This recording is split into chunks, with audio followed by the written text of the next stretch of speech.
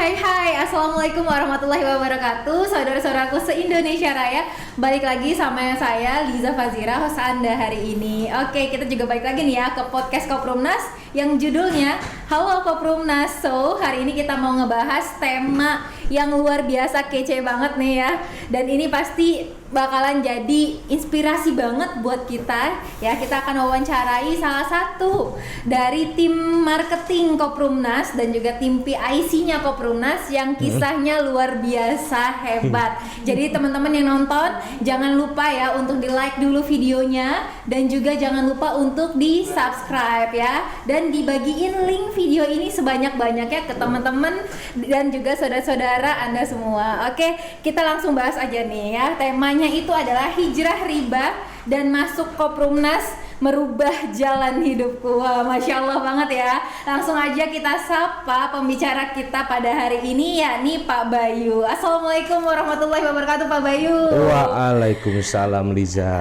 Aduh, Masya Allah. Ini deg-degan loh diundang begini loh gitu. sebenarnya. Bapak kan udah biasa, Pak. Aduh, Masya Allah, sehat Pak Bayu. Alhamdulillah masih dikasih ya sehat. Pak ya. Iya, betul. Bapak kemarin sempat ini juga ya Pak ya. Sempat ada ya keganggu sedikit lah. Ya kan? Positif ya Pak ya. Tapi alhamdulillah kita semua yang ada di sini tetap jaga prokes ya teman-teman ya. Kita semua yang di sini sudah di swab dan sudah hasilnya negatif. Alhamdulillah teman-teman, walaupun sekarang lagi PPKM tetap dijaga ya prokesnya Pak Bayu ya. Sip. Oke Pak Bayu, kita langsung masuk nih Pak. Kemana? Kita masuk ke tema kita dong pastinya. Saya mau sharing-sharing nih sama Pak Bayu. Pak Bayu, saya kan kita udah cerita-cerita sedikit Pak, gitu. Dan saya speechless-nya lagi gitu ya. Saya selalu speechless sama bintang tamu saya nih pemirsa ya. Karena Pak Bayu ini pemirsa, Pak Bayu seorang mualaf ya, Pak Bayu. Terus lulusan dari apa Pak? Nggak enak nyebutnya sih, berat almaternya ya. Oke, saya sebutin aja ya. Lulusan STAN ya tahu lah pemirsa ya, kalau untuk masuk STAN itu aduh nggak mudah gitu ya. Dan juga beliau pernah loh dulunya itu, ini kita bising-bisingan ya, pernah dulunya menghina Koprumnas. Tapi akhirnya sekarang bergabung di Koprumnas. Kok bisa Pak? Kalau bisa saya bilang sih itu jalannya Allah kali ya Pak ya. Iya, lebih tepat jalannya Allah. Mungkin jodohnya baru ketemu lagi ya kemarin tahun 2020 ya Mbak ya, Alicia gitu.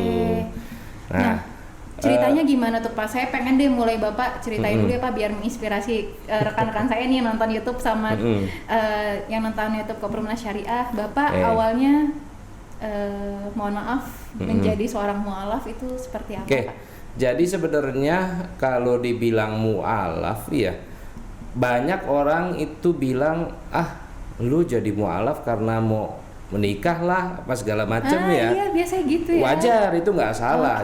Jujur dulu pada saat saya memutuskan jadi mualaf itu memang ada satu ketakutan loh justru. Ketakutannya gimana?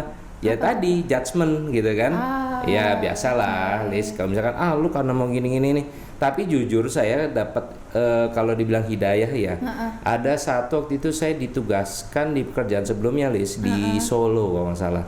Solo itu kan bisa dibilang malah Nasraninya juga kuat ya.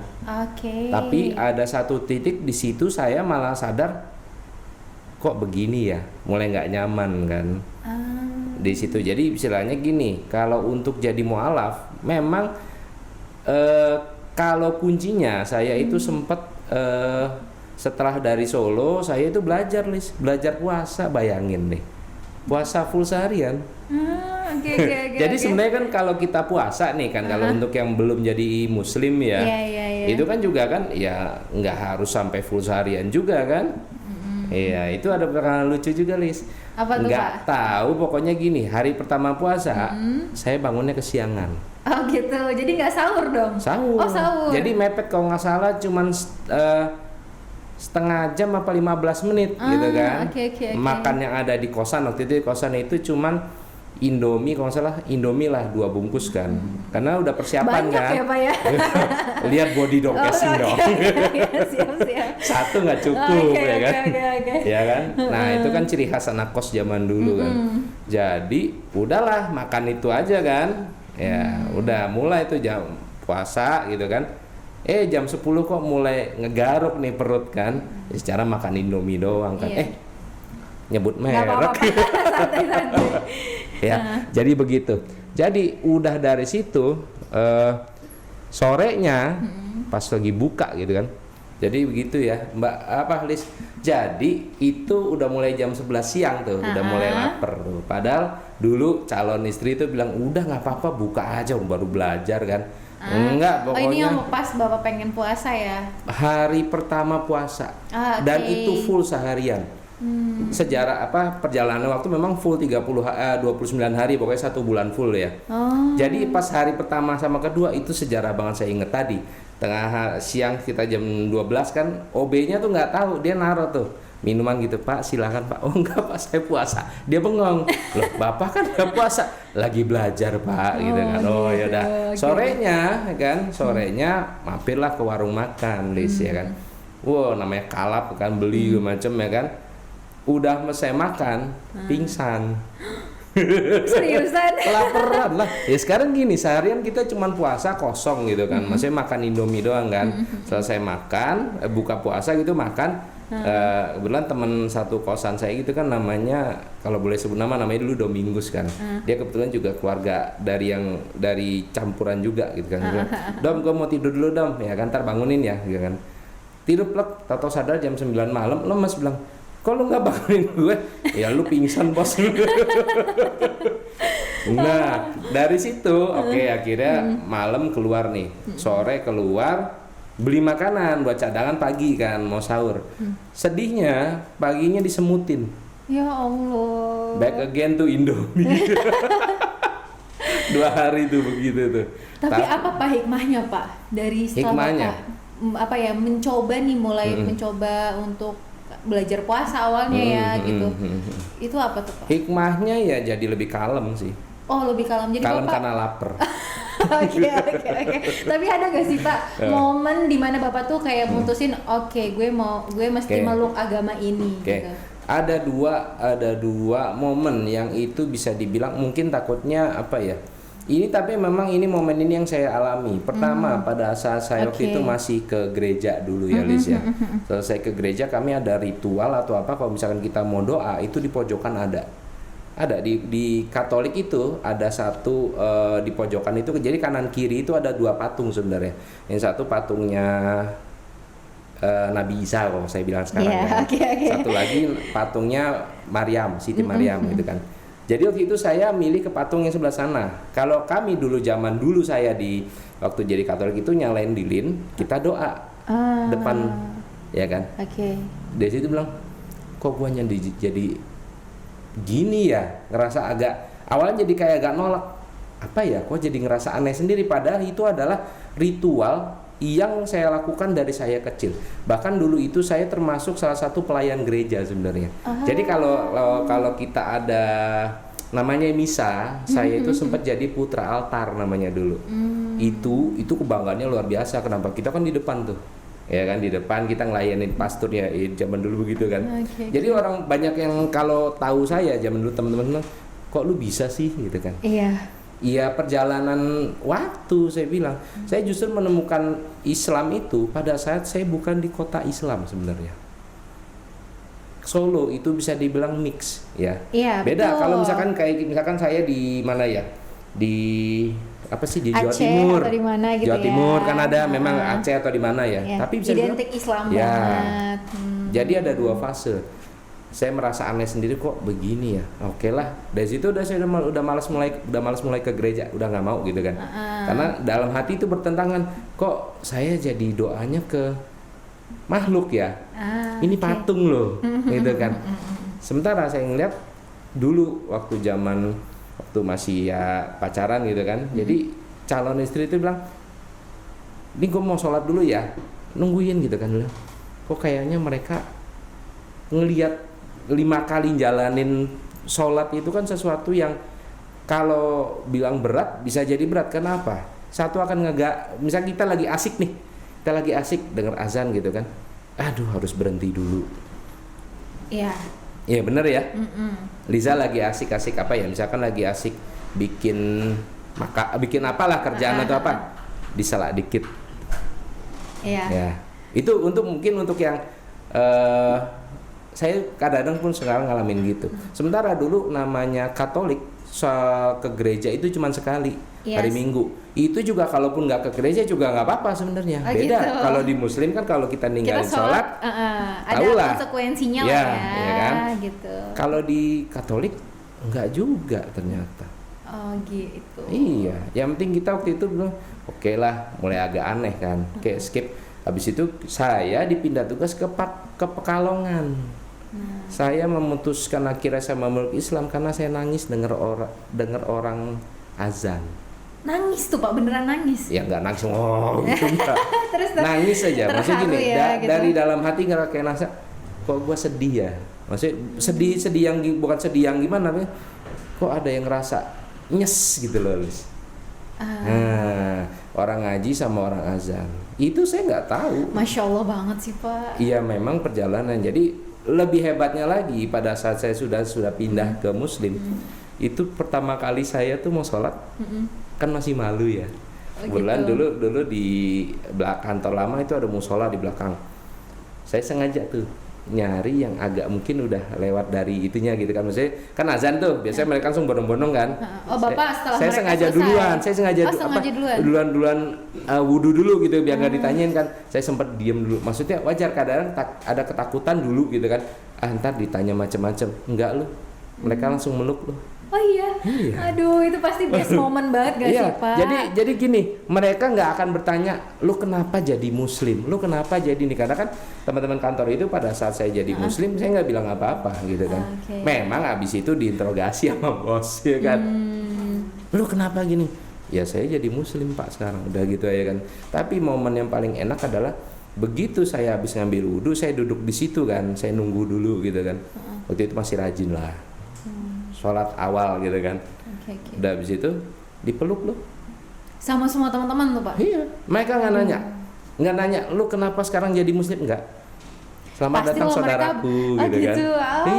Iya. Masya Allah.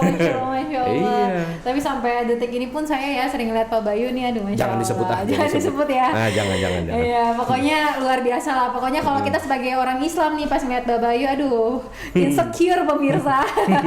Berarti kan ini jadi jadi pelajaran ya buat kita yang Islam dari lahir, harusnya bisa memegang Islam itu sendiri lebih kuat nih gitu ya. Thank you loh Pak Bayu udah sharing ini ya. Nah terus Bapak kan ini karena kita topiknya nih Pak ya, kita back to topic gitu ya.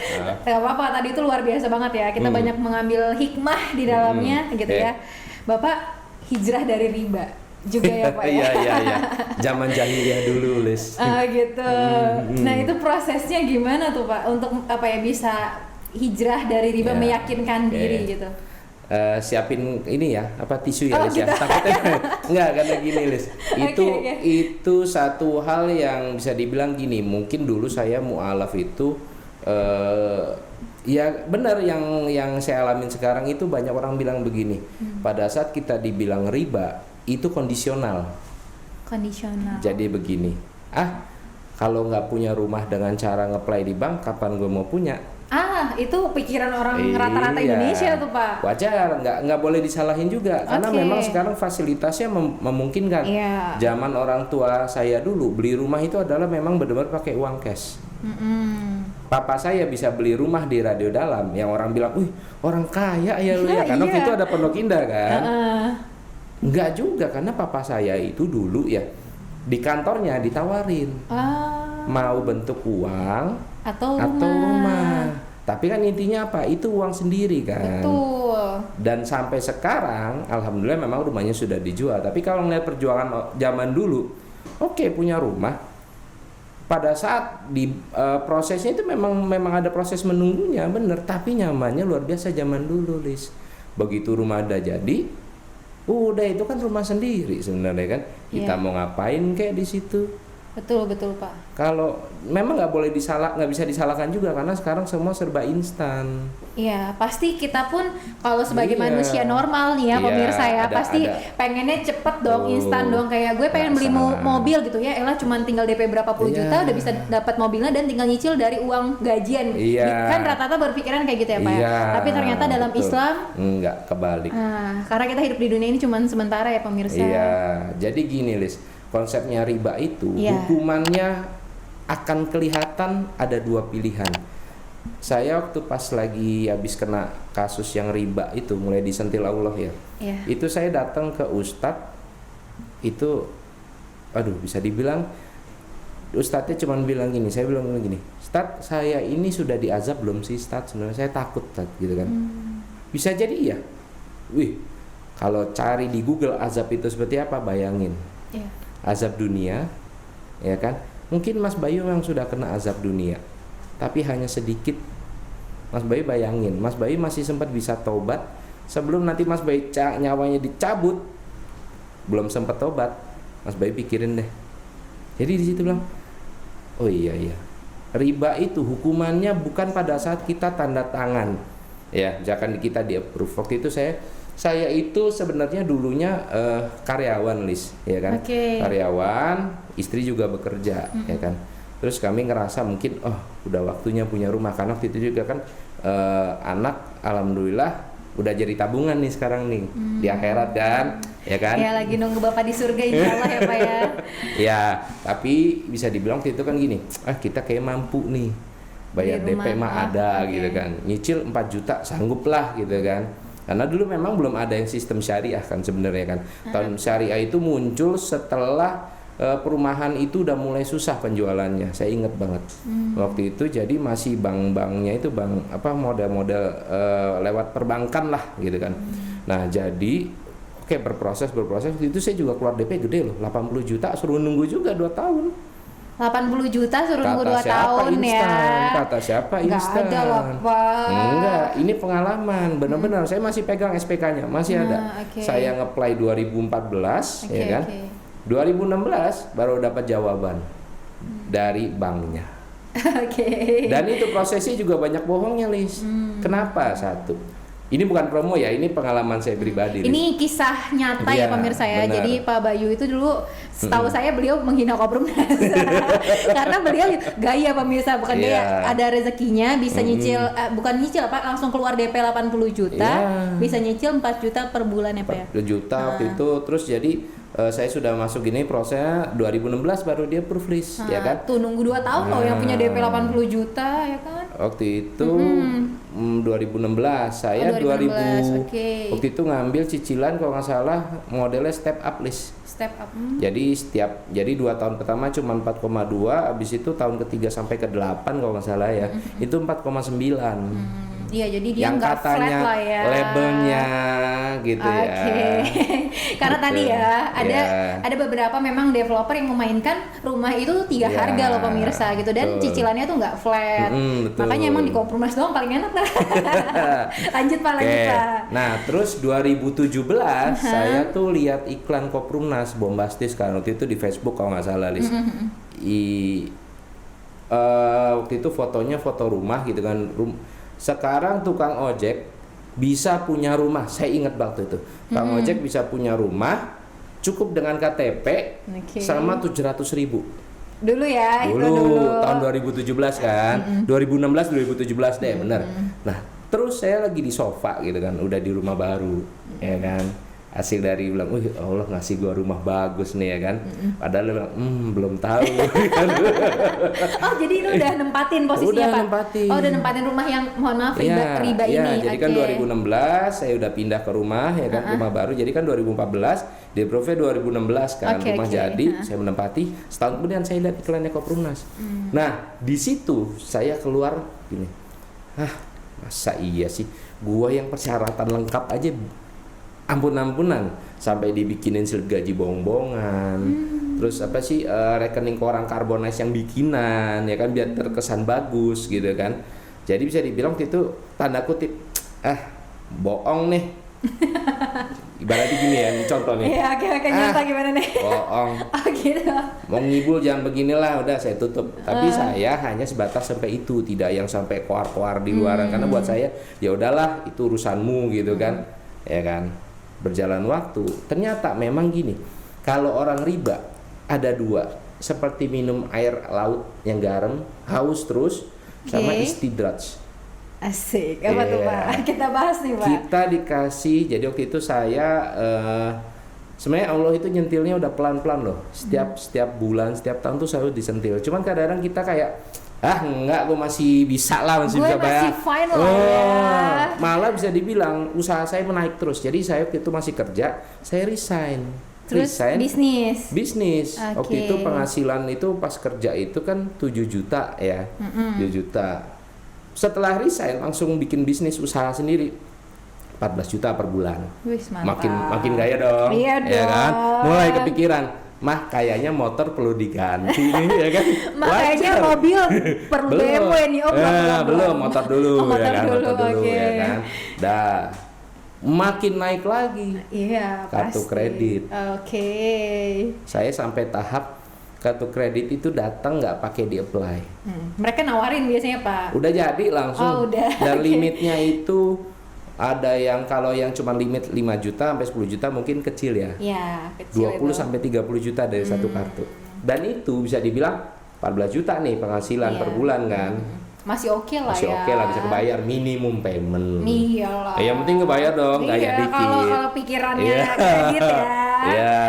Oke, naik terus usaha naik sampai titik saya bisa penghasilan itu 60 juta sampai 100 juta per bulan. Oke. Ya, di situ udah mulai. Tapi perjalanan waktu selama dari 2016 sampai 2019, saya berapa kali namanya sakit. Oh, itu yang dibilang Bapak sentilan-sentilan Allah ya. Oke. Sakit, terus sempat perjalanan waktu sempat usaha menurun tapi baliknya cepet. Pernah kebayang nggak Liza usaha satu gagal nih kan? Oke. Baliknya cepet, jadi makin gaya dong. Iya, kayak ya udah gue. Oh bener nih, gitu. it's fine sampai dalam tahap itu. Ya memang harus belajar agama begini. Jadi nih, lo oke nggak apa-apa, saya pakai riba pagi, yang penting saya sedekah untuk ngebersihin harta, padahal nggak juga. Itu enggak ya? Enggak ya, maaf ya, itu dicatat itu enggak ya. Itu namanya pemirsa. itu namanya apa ya? Pembenaran untuk diri sendiri, padahal Allah menerima harta yang bersih. Betul. Allah kan menghalalkan jual beli dan mengharamkan riba. Dan itu udah jelas banget di Al-Baqarah ya, Pak ya. Oke. Jadi Bapak yang mana tuh Pak tadi dari dua sentilan itu? Ada satu titik saya itu sebulan sempat bolak-balik ke rumah sakit. Ya, bayar dokter sampai terakhir saya itu sentilan paling hebat ada 2 list. Jadi tahun 2019 saya itu masuk rumah sakit list dehidrasi parah. Jadi bisa dibilang udah antara hidup sama mati tuh. Oke. Iya, dikasih sembuh juga sih sama Allah kan. Alhamdulillah. Bayar rumah sakit pakai apa boleh tahu? Apa Bapak? Gesek. Oke. Pokoknya saya dulu tim gesek lah ya kan. Oke, udah dari situ bilang itu sentilan parah itu. Berikutnya ternyata lebih hebat lagi. Saya inget habis lebaran tahun 2009 Lis. Ya, 2019 goyah langsung. Usaha saya nggak tahu kenapa goyah. Bener-bener down. Bayangin, Liza pegang penghasilan 60 juta. Ya, oke. Ya.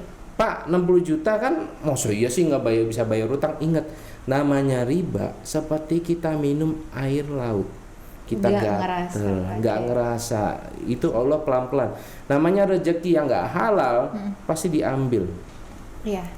60 juta logikanya harusnya nggak punya utang dong. Iya. Tapi karena kita pakai unsur banyak kredit, kita bayar bunganya lah ya. Bayangin saya harus bayar rumah sakit sampai 30 juta. Uang cash kepake, sisa kartu kredit dong. Gesek lah. Bulan depan kan harus bayar. Jadi riba itu ibaratnya gini, untuk yang masih nggak percaya dengan riba, mohon maaf, Anda jangan cari mati.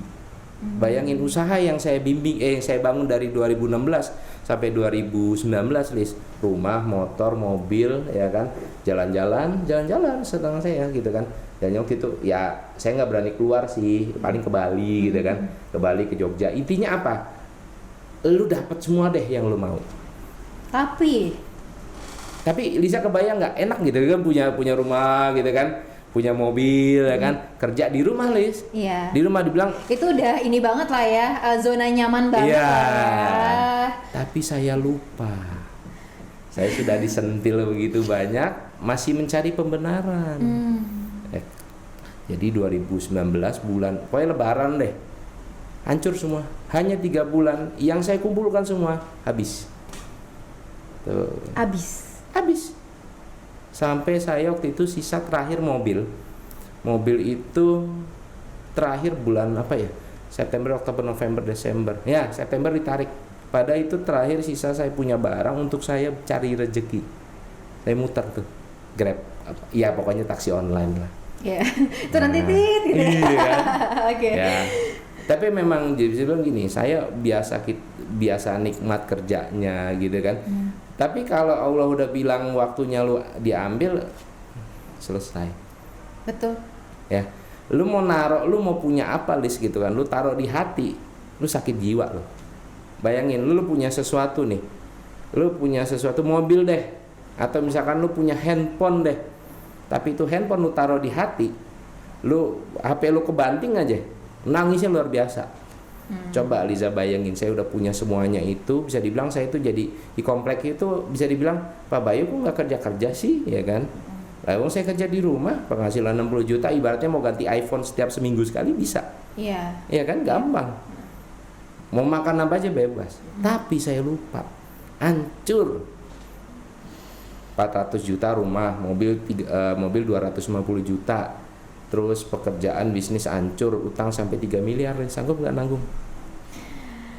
Sanggup nggak? Di usia saya yang masih muda, makanya saya nggak sanggup daripada 3 miliar. Iya. Kalau bukan Allah yang menguatkan. Ada satu titik kenapa saya akhirnya, itu saya ketemu Pak Ustadz itu juga, ya yang ngebimbing saya ya, keluar dari, maksudnya, ayo Mas, mau sampai kapan lo begini, ya kan? Saya itu lagi di daerah Bogor, ya daerah Bojonggede deh. Jadi kalau di Bojonggede itu kalau di stasiun kereta nyebrang itu kan ada namanya perumahan Gaperi. Mungkin lo untuk orang Bojong tahu deh Gaperi, ya kan. Jadi di Gaperi itu kalau itu kan di modelnya berbukit ke atas gitu kan. Ada satu jembatan gitu kan. Saya lagi berhenti di ruko, saya diteror sama ya begitu apa yang bisnis yang dulu gitu kan. Yang hancur itu, ya kan? Debt collector. Bukan. Oh, bukan. Pokoknya partner bisnisnya. Oke, sip. Ya kan, gitu. Lu pokoknya udah nggak tenang dong. Iya lah Pak. Saya itu selesai. Jadi saya ingat kalau salah jam 5:30 sore kan. Kayak saya putuskan oke lah, saya balik aja lah, percuma. Tapi nyetir mobil dalam keadaan lu gamang, Lis, ya kan? Kanan kiri jurang, Lis. Lu ada masalah segede gitu. Utang lu 3 miliar. Rumah lu udah mau kesita, mobil lu udah bulan depan udah diangkut, ya. Terus lu pulang ke rumah nggak bawa duit. Intinya apa? Pilihan jalan singkat apa? Bunuh diri dong. Kalau yang nggak punya belum, itu namanya hidayah kalau orang bilang. Iya. Lu bayangin nih, gue nyetir mobil Lis gini kan. Belok kiri, belok kiri, selesai masalah gue di dunia. Oke, ya kan? Selesai, tapi dosanya nggak hilang-hilang kan? Yeah. Dosa orang bunuh diri apa Lis, ya kan? Yeah. Udah gitu bunuh diri korban riba lagi. Ya kan? Selesai double udah. tuh. Selesai ya kan? ya. Nah, oke. Jadi akhirnya apa? Udah sempat agak ngebalikin. Udah deh, saya lurus aja deh. Sampai masjid ada satu merbot gitu, negor saya. Pak, lu kenapa sih Pak? Kok kayaknya dia ngeliat orang lagi banyak masalah gitu kan. Kenapa sih Pak, sini Pak, duduk Pak gitu. Kayak Bapak ada sesuatu deh gitu kan. Tarik nafas. Iya, saya lagi ada masalah gitu kan. Bisa ketemuin sama Ustadz nggak? Gitu kan. Namanya saya ingat lagi, ini boleh saya sebut nama ya. Namanya Pak Ustadz Paedi namanya. Beliau itu di Bojonggede, ya kan. Udah Pak, Bapak sholat dulu gitu kan. Sholat dulu, tapi nanti Bapak jangan langsung pulang ya. Bapak ikut sama saya. Gitu kan. Ikut sama saya, nanti saya ketemu sama Pak Ustadz. Saya curhat di situ, bilang intinya tadi dia bilang, Mas Bayu, apa yang Mas Bayu bilang mungkin kejadian. Mas Bayu udah diazab sama Allah, tapi Mas Bayu harus bersyukur. Mas Bayu salah satu orang yang diazabnya di dunia. Mas Bayu bayangin, Mas Bayu dikasih lancar sama Allah sampai selesai, sampai mau meninggal, ditarik nyawa sampai sini belum sempet tobat Dari riba. Ya. Apa yang akan dirasakan gitu kali ya kalau Nggak kata tahu Ustadz kalau ya, itu. ya Allah. Mas Bayu masih mending begini. Tinggal Betul, Mas Pak. Bayu pilihan. Oh, I see, yang tadi Bapak bilang istidroj itu ya. Ya. Maksudnya, Jadi kita dikasih nikmat terus. iya, tapi kita nggak sadar kalau itu ternyata itu tandanya Allah udah nggak sayang ya Pak ya. Iya. Allah tuh kan kalau mau, jadi gini, mudah-mudah mungkin ini entah benar apa enggak penafsiran saya, tapi dibilang gini, kalau kita melakukan suatu kesalahan Allah dan tegur. Allah tegur sedikit, kita masih bandel ya kan. Oke, sama Allah diulur dulu, dikasih nikmat lagi. Tadi saya bilang, begitu saya approve rumah tanda tangan, kok bisnis makin naik ya, penghasilan makin banyak ya. Kartu kredit gampang, apa-apa gampang. Penghasilan dari cuma 7 juta, 14 juta jadi 60 juta per bulan. Itu kalau bukan nikmat luar biasa kan? Iya. Harusnya di mana-mana kalau kita ngelakuin salah, biasa langsung dihukum. Tapi ini Allah tuh nyentilnya halus. Ya. Ini jujur saya merinding ingat. Beneran. Gak apa-apa, saya juga ikutan merinding loh Mas, serius ya Allah. Jadi gini, konsepnya riba itu adalah abstrak. Kenapa? Kita akan menikmati dulu. Ya. Jangan salah. Konsekuensinya ada. Sekarang cuma saya mau tanya nih untuk yang masih di luaran. Anda mau selamat dunia apa akhirat nggak? Itu aja. Ya. Oke. Itu saya inget banget. Nah ini saya lupa ceritanya. Jadi sekitar beberapa bulan sebelum kejadian bisnis saya hancur, saya ada satu mimpi yang saya sampai sekarang baru tanya, oh mungkin ini maksudnya Allah nih. Apa tuh Pak? Saya mimpi, saya azan, jadi muazin ya. Dan di situ suara saya merdu banget. Tapi waktu itu saya masih bergelut dengan dunia yang seperti itu. Bilang, kok gua mimpinya jadi muazin sih? Azan itu berat loh. Artinya apa? Akan lo selalu datang lebih di awal sebelum orang lain sholat. Sebelum sholat, iya. Muazin sholat subuh.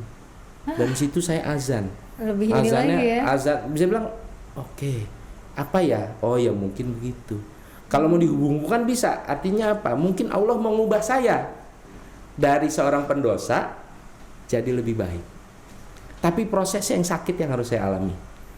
Bayangin waktu itu saya setelah kejadian hancur begitu, nih makan nih ya sama istri ya, beli bakso yang buat digoreng gitu kan, di pasar deh, pas ada duit gitu kan, jual barang aja udah, ini nggak punya apa-apa lagi, ya kan, bakso bagi 4, jadi ada 4 bakso gitu, jadi kan satu plastik itu isinya 20 kalau nggak salah, 20 berarti kalau dibagi 4 berarti bisa 5 kali dong, bagi 4, bagi 2. Dan kita nyetoknya bakso nugget gitu kan sama sambal, bisa hidup tapi dengan keadaan yang pusing luar biasa. Coba Liza nikmat nggak biasa hidup nikmat gitu ya? Itu pasti challenge banget sih Pak. Satu yang saya syukuri adalah satu, Allah tidak mengambil rumah tangga saya. Bener ya? Ya kan biasanya nih ada uang abang sayang. Iya kan, wajar deh. Coba yang lagi pacaran deh, jangan pacaran ya, nggak boleh dosa ya pemirsa ya. Maaf keceplosan. Oh gitu Pak. Tapi kalau pacaran ya udahlah buru-buruan nikah. Boleh pacaran tapi setelah menikah. Jadi kalau lagi punya masalah biasanya apa, rumah tangganya dulu dihancurkan, dikasih cobaan. Istri terbiasa dapat nikmat banyak, apa-apa gampang. Ya itu salah satu pertolongannya itu. Tahu-tahu, ini bilang gini. Jadi memang kalau rumah tangga yang sehat adalah bukan masalah pada saat suka, tapi pada saat dukanya. Coba bayangin penghasilan segitu banyak, istri ikut harus menanggung beban yang saya tanggung. Dan alhamdulillah kami bisa berjalan sampai sekarang. Alhamdulillah, kita doain ya semoga rumah tangga Pak Bayu sama yang lagi nonton YouTube ini sama Allah selalu ya. Tapi amin, yang penting tadi saya bilang, amin. Riba kalau Anda masih mau ambil itu pilihan, silahkan ya Pak. Saya hanya bisa bilang Anda mau sampai kapan, sanggup nggak ngerasain hukuman di dunia itu. Hukuman cuma segini tapi deritanya luar biasa. Nanti tapi di bayangkan akhirat ya Pak ya.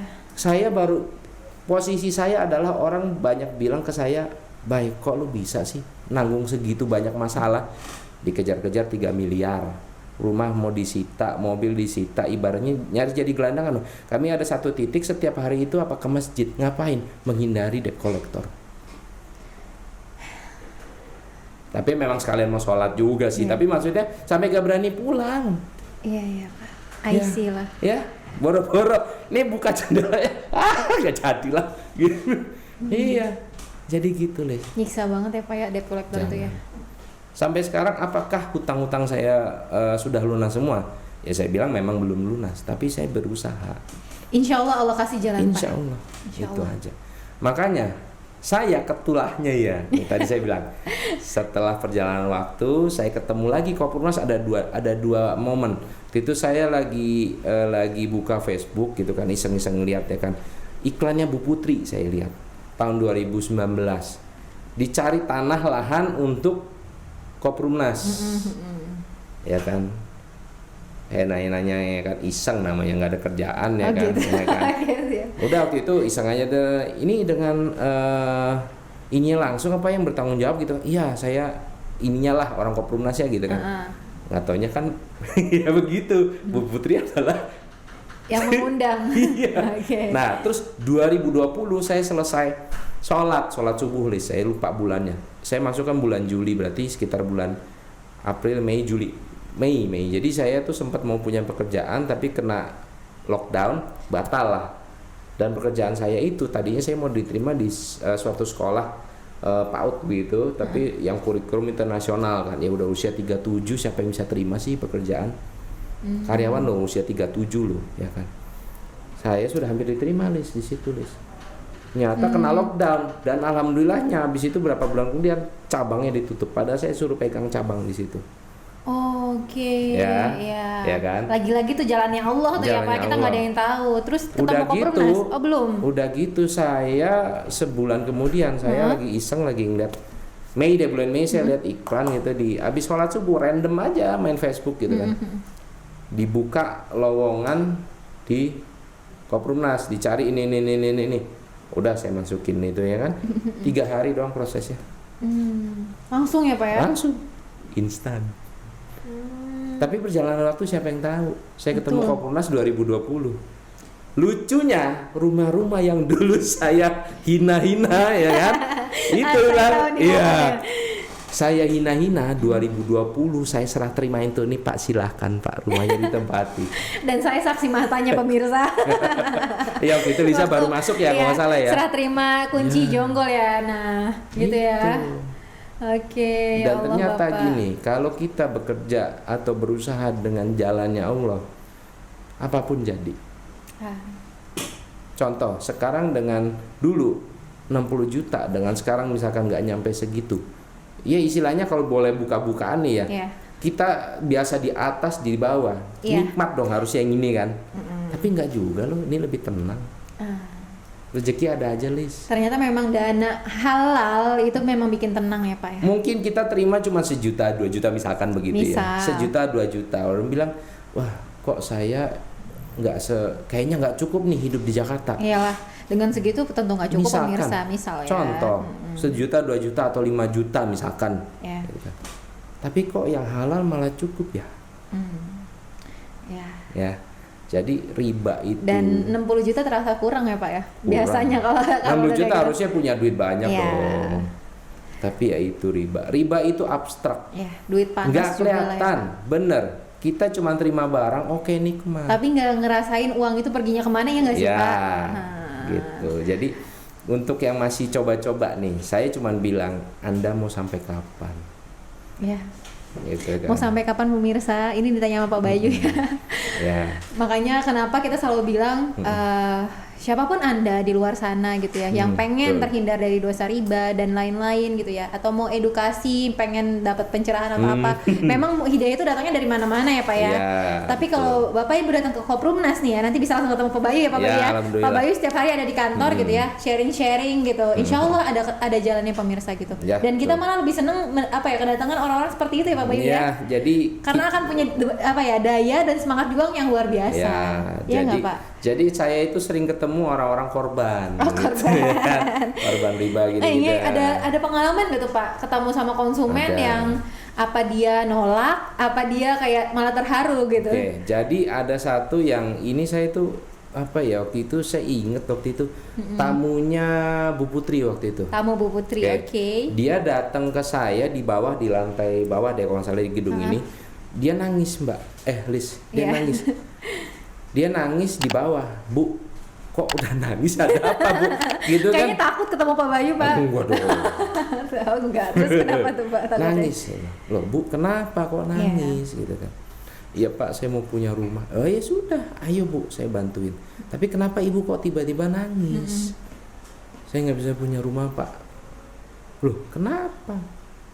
Iya karena data saya itu by checking, saya kenapa? Loh, saya nggak bisa punya rumah gara-gara 500.000. Saya bingung, kok 500.000? Ternyata data dia itu dipinjam sama temennya. Apa? Pinjaman online. Astagfirullah. Jadi temennya itu cuma minjem, kalau nggak salah kan ada yang 1 juta, ada yang berapa lah ya, sekarang kan banyak lah. Nggak bertanggung jawab lah orangnya, kabur. Ya, jadi bisa dibilang kadang-kadang dia nangis, benar-benar nangis. Di situ saya bilang, udah Bu, tenang dulu. Sekarang waktu itu saya ceritain, saya waktu itu bukan nawarin rumah. Yaudah Ibu mau nggak saya bantu? Ya Pak, saya pulang dulu ya Pak ya, saya nenangin diri. Oh ya udah nggak apa-apa. Benar, bulan depan dia daftar. Karena dia bilang gini, saya mau punya rumah Pak, saya bisa menyisihkan pendapatan saya. Pada profesinya kalau nggak salah dia kerja di outsourcing Mbak. Yang warna biru tuh ya, yang biru ya, yang terkenal itu ya Lis ya. Dia kerja, dia hanya menyisihkan 1,5 juta, berarti kan 50.000 per hari. Oke. Berjalan waktu berapa bulan kemudian dia cerita lagi ke saya, Pak mohon maaf, saya belum bisa bayar bulan ini. Loh ya nggak masalah Bu, 2 bulan dia belum bayar karena dia ada uangnya kepake lah. Dia bilang Ibu nggak usah nangis, santai aja di Koprumnas. Ya, Ibu nggak kebayar 2 bulan, bayar dulu ada 1 bulan nggak apa-apa. Bisa ya Pak? Ya bisa, orang bukan kita rumah hutang kok. Iya. Karena di sini konsepnya tadi ya Pak Bayu ya, kita nabung rumah pemirsa gitu. Makanya ketika kita rezekinya lagi Allah uji gitu ya, nggak jadi masalah, bahkan nggak ada dendanya ya Pak di Koprumnas ya. Jadi Koprumnas itu melawan semua logika, Lis. Betul. Betul banget Pak, setuju saya. Punya rumah Koprumnas itu hanya untuk orang-orang yang punya imannya kuat. Betul. Singkirkan logika. Betul. Yakin sama rezeki. Pasti itu Pak. Sudah selesai. Insya Allah rumahnya akan ada ya, tanpa disadari. Ibaratnya kalau dibilang tapi lama nunggunya gitu ya. Nah lagi-lagi kita menyesuaikan dengan kemampuan konsumen ya Pak ya. Kalau mau ready rumahnya sebenarnya bisa di Koprumnas. Jadi tapi saya bilang gini, rumah di mana-mana sama. Harus nunggu nggak sih Pak? Nunggu. Tadi yang Bapak bilang loh 80 juta ya. Jadi gini, kalau untuk rumah-rumah Koprumnas ya, itu adalah kenyamanan yang kita punya. Betul, karena kita namanya nyicil rumah ya pemirsa ya, kita nggak ada dana cash, mau beli cash rumah, nyicil rumah kan puluhan tahun. Udah deh ikutin orang tua zaman dulu lah, mereka punya rumah juga kemampuan sendiri. Betul enak Pak. Kok. Gitu. Intinya nggak ada kayak tiba-tiba dilelang gitu aja, diusir kayak di developer sebelah ya Pak. Betul. Kita nggak ada yang seperti itu insya Allah. Karena semua pembangunan kita, saya tekankan sekali lagi ya pemirsa ya, semua pembangunan kita tanpa dana bank. Sama sekali sepeser pun kita nggak ada gitu. Malah kita dikejar-kejar bank biar jadi nasabahnya mereka ya Pak ya. Biar nyimpen dana di sana, karena dengan udah puluhan ribunya konsumen kita ya Pak ibaratnya ya. Konsep Koprumnas kan riba is haram. Ya, riba is haram. Ini bukan ketawa karena apa ya? Karena ya banyak sebagian yang memang menyepelekan yang seperti menyepelekan riba. Silakan Anda menyepelekan riba. Nikmati aja hasilnya, silakan. Ya. Tapi ini sudah berdasarkan fakta. Ya Allah, ini panjang banget ya cerita kita. Banyak banget nggak sih pemirsa ngambil pelajaran dari Pak Bayu? Ya, mudah-mudahan. Ya Allah, Pak Bayu, harapannya Pak untuk Koprumnas? Saya sih jujur kalau Koprumnas ya. Saya cuman selalu titip pesen gitu kan. Yuk kita sama-sama menghindari riba. Udah intinya gitu. Koprumnas itu memang benar menghindari riba. Iya. Rumah insya Allah kebangun. Karena apa? Kalau kita menghindari riba, pertolongan Allah tuh di mana-mana. Pasti. Datang dulu ke kantor, nanti kita kasih tahu ya, kita udah ada di mana aja. Lokasi kita udah 30 lokasi loh se-Indonesia Raya. Ya termasuk Pak Bayu ini juga PIC nih ya. Tim PIC megang daerah Balikpapan, Palangkaraya, Martapura, Maros. Apa tuh Pak poinnya? Singkat-singkat aja boleh Pak. Karena nanti biar penasaran kan pemirsa, nanti langsung bisa ketemu Pak Bayu. Jadi gini, itu semua IMB udah ready. Wih mantap dong, semua pembangunan Koprumnas emang harus IMB-nya ready Pak? Iya dong, biar rumahnya aman. Oh gitu, oke. Nggak mau kan rumahnya disita kan? Nggak mau nggak ada IMB-nya. Nggak mau. oke. Jadi gini, kalau selling point ya sebenarnya rata-rata kalau saya bilang gini, kalau kayak contoh di Palangkaraya itu kan di pusat kota Mbak. Ya kalau misalnya pusat kota kayaknya udah pembangunan juga ya Pak di Palangkaraya? Sudah, Palangkaraya sudah pembangunan. Oke, alhamdulillah ya. Bisa dibilang gini, kalau namanya pusat kota ya fasilitas pasti lengkap lah ya Mbak ya. Jadi kalau kayak Balikpapan itu kan dekat sama jalan tol yang Samarinda Balikpapan. Oh mantap. Terus kalau misalnya di Balikpapan Pak juga udah pembangunan kan saya tahu. Udah serah terima kemarin. Udah serah terima kunci wah. Iya. Barakallah ya yang udah ngambil di Balikpapan perumahan Koprumnas. Betul. Apa tuh Pak selling point-nya? Ya tadi bisa dibilang gini, kalau ada satu institut konselor teknologi di Balikpapan juga ada. Terus kalau untuk rumah sakit apa segala macam pasti ada. Ya karena kita juga lokasinya nggak mungkin yang nggak strategis ya. Nggak jelekan lah, ya kan. Kalau di Maros itu memang kan di jalan raya ini porosnya Maros Makassar ya.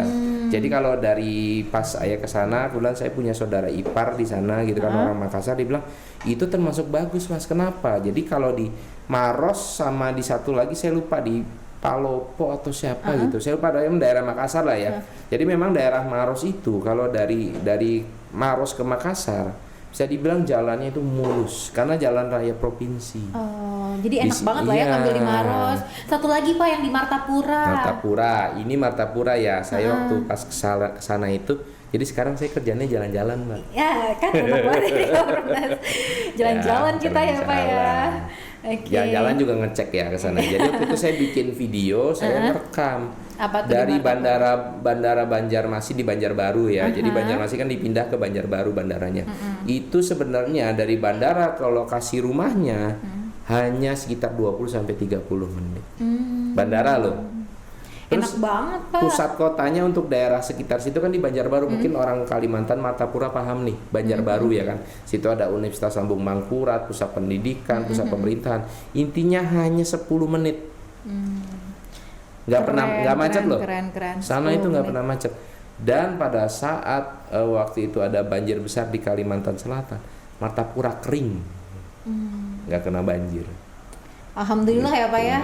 Ya gitu ya, tanah-tanah di kita tuh kita nggak asal beli aja pemirsa, kita juga pasti melihat apakah lokasinya strategis gitu ya Pak. Karena kita nggak pengen ngasih yang apa ya Pak ya, kayak ibaratnya asal bangun lah ya gitu. Karena kita niatnya tadi pengen bantu bikin rumah dan juga pasti kita carinya yang bagus lokasinya, insya Allah.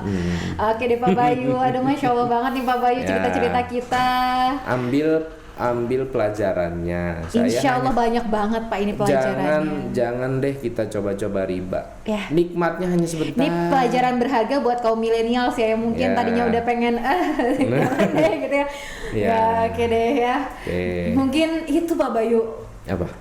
Apa ya, selain Bapak Bayu kan tadi udah cerita-cerita tentang Koprumnas dan lain-lainnya, menyampaikan kesan bahwa riba itu ya jangan deh sekali-sekali ya Pak ya.